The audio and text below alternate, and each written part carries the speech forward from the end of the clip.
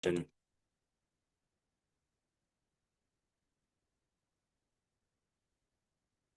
yeah, my good people, welcome to another QuantX trading video where we are going to be doing a market update, right, on the setup that we gave you guys previously. And our main objective also is just to do a bit of a breakdown on what is it that happened afterwards. Did the setup win? Did the setup lose? And what were the reason behind that, right? And without wasting any of your time, please make sure that you like, subscribe, and hit the notification bell.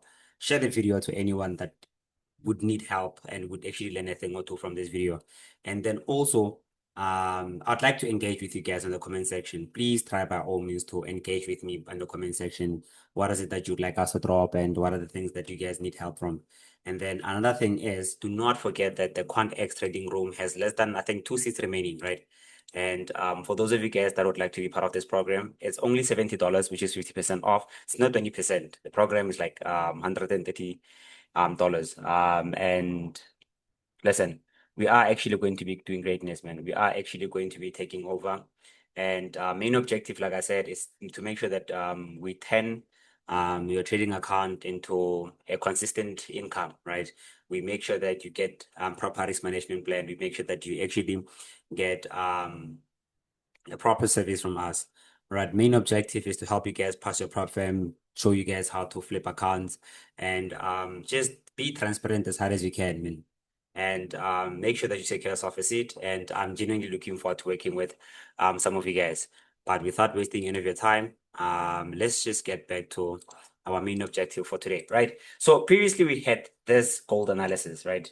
We agreed that okay, gold gave us a mega correction to the downside, which means we're looking for a mega impulsive movement to the upside to come and eliminate the zone here. Meaning that this zone here was the low below this one, which is our range swing low, and then this was our swing high, right? Which means we're ranging in between those 2 points.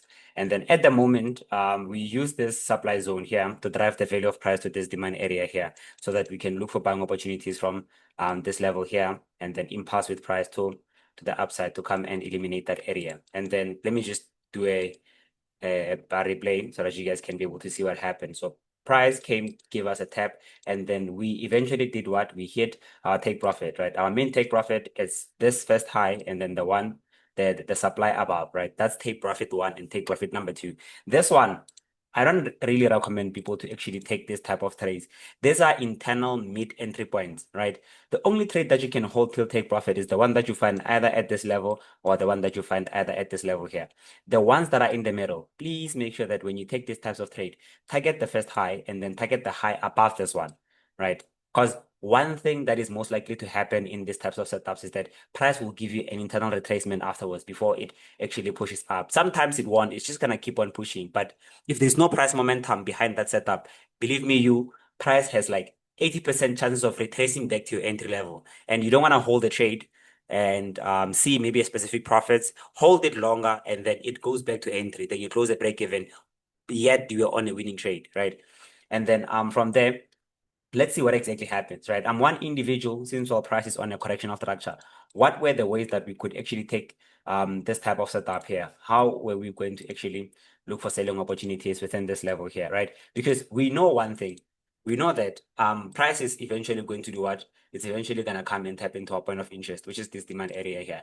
But the question is, how can we exactly do what? Look for our forms of opportunities within the market at that level, right? So one thing that we can see at the moment is that price does what? Price pushes to the downside beautifully. So I think my first setup was gonna be this one here, right? My first setup was gonna be this one here, right? Where we see price using this demand area here. Price uses this demand area here, right? To do what? To react out of it. So price taps into this demand area. So when price taps into this demand area, I'm looking forward to seeing price eliminating there's internal range liquidity here, then giving me a drop. But then after giving me this drop, I'm sure you guys are able to see that what we have now is a break of structure. So whenever we have a break of structure, what price is most likely to do in this situations is to push up to our supply zone, right? Tap into our supply zone and give us that push to the downside because of it's a normal SMC pattern, right? It's a normal SMC pattern that we use to take our trades with, right?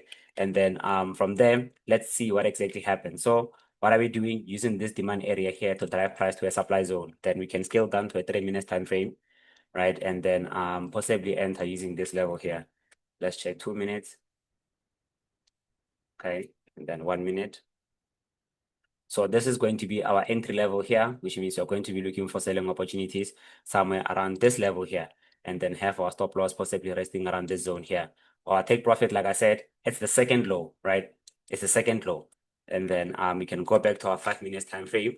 This means that this is what we have at the moment, right? We want price to use this demand area here so that it can go up and flush all the internal range liquidity resting above, right? All the internal range liquidity resting above, and then we are going to sell from that level and push to the downside afterwards, right? Price can give us that tap, we get that impulsive movement to the upside, then we eventually get the tap into our zone, right? Like I said, how do you see your take profits? Your take profit number 2, your take profit number 1. And then you can also use this zone here as a take profit because price has to give us some sort of a reaction when it taps into this level here, right? So what is it that price do? Price gives us that beautiful drop to the downside, and then it eventually does what? It eventually, so if you use this zone here as the take profit, this means that, okay, our take profit has been hit. But if you're using this one, maybe let's say you scale down to maybe a 2-minute time frame or a 1-minute time frame, you're going to use the V pattern as your rejectional zone, which means you're going to use possibly this zone here, right? You're going to use this zone here as your rejectional area. Right. I'm not sure if price is gonna reach this level, but for those that took this trade from that zone here till here, you've closed your 1:8. Let's see if these ones are actually going to take their trade. But either way, now what do we see? We see a break of structure at this level here, right? We see a break of structure at that level. This means that, okay, we are most likely to see price do what? We are most likely to see price retracing back up using the supply zone here and giving us that drop to the downside to come and tap into our demand and give us that impulsive movement to the upside.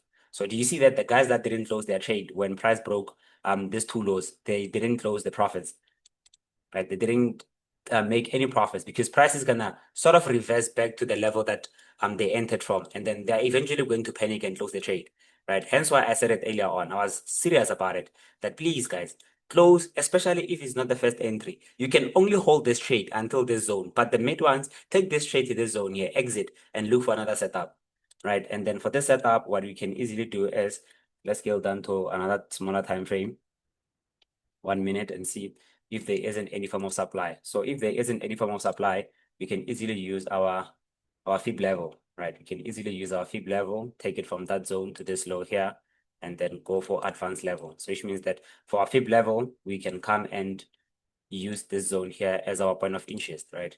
We can come and use this zone here as our point of interest. So this is going to be our supply zone. If you check, this is what the premium, the discounted phase, and then from there, this is the equilibrium. Price pushes up to tap into our supply zone, then give us the drop to the downside to come and eliminate this low here. So this is what we are most likely to anticipate within the market. So we want to look for selling opportunities somewhere around this level here. So this means that we've already backed our 8R. Right, from there, let's see if price is going to come and respect our setup. Okay, I think unfortunately price doesn't come to our level. So the fact that price is even where it is, this means that it missed our zone, our POI. Depending on, but I'm not gonna come here and like try to become like the solver of every problem or whatsoever, right? Because this is what, if this is the way that we are going to take the trade, this is the way we are going to take the trade. If price misses our zone, price missed our zone. And for those that are going to use this level here, yes, you get yourself a tap in, but we don't have like a demand area here, unless if you search somewhere around other brokers, right? This broker doesn't have, yeah, you see this broker here, it has a supply zone. This broker here, it has a supply zone, an engulfed bullish candlestick, right?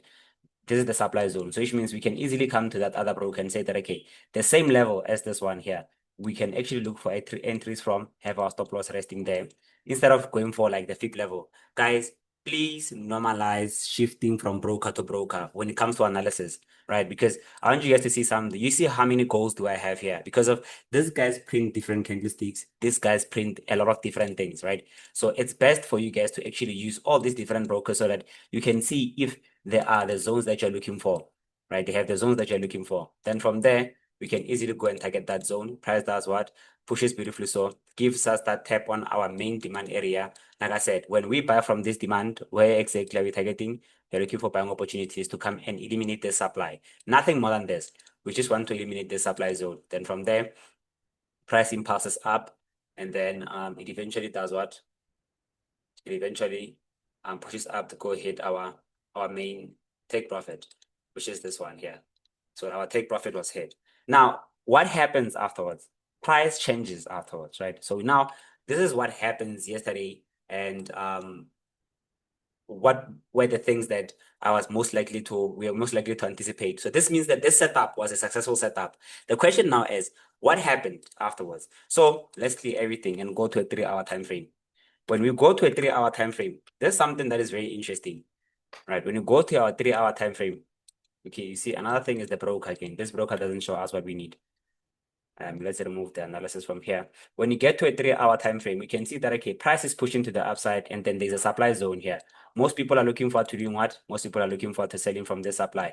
Yes, this supply is a strong supply, but it's not the one that I would want to go for, because I can't sell on a bullish structure. So what I do afterwards is you can see that it also has like a temporary high. Price then taps into the supply. This means that, okay, for me to start looking for buying opportunities, there must be some sort of an entry point resting below this level here to drive the value of price to the upside. So what I did was I scaled down to a smaller time frame, right? Scaled down to a smaller time frame, which was I think it was a 1 hour, not 1 hour, 20 minutes time frame. Let's check 20 minutes time frame. Let's see what happened in a 20 minutes time frame.